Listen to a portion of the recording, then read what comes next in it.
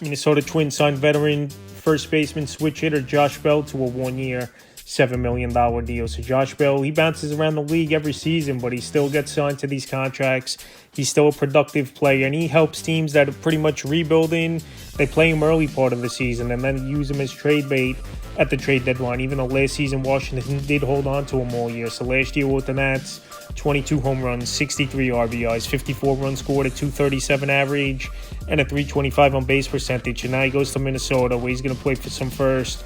Obviously, where Cody Clemens was going to be the first baseman going into the year, but now with the Bell signing, they're going to put him right at first base. And he's a guy that can hit 20, 25 home runs, is Josh Bell. He's going to have a low batting average, decent on base percentage, and a guy at the back end of your fantasy drafts I actually would take a flyer on is Josh Bell. I know there's not much going on in Minnesota, where they had a huge fire sale at the MLB trade deadline last season, but in terms of fantasy baseball, I think Josh Bell, he could go out there in deeper leagues and be an option for fantasy owners in the last couple rounds of your fantasy drafts. Like I said, 20, 25 homers, 60, 70 RBIs, and he's a guy that got a cheap 1-year deal where he could be productive for a rebuilding team like the Minnesota Twins.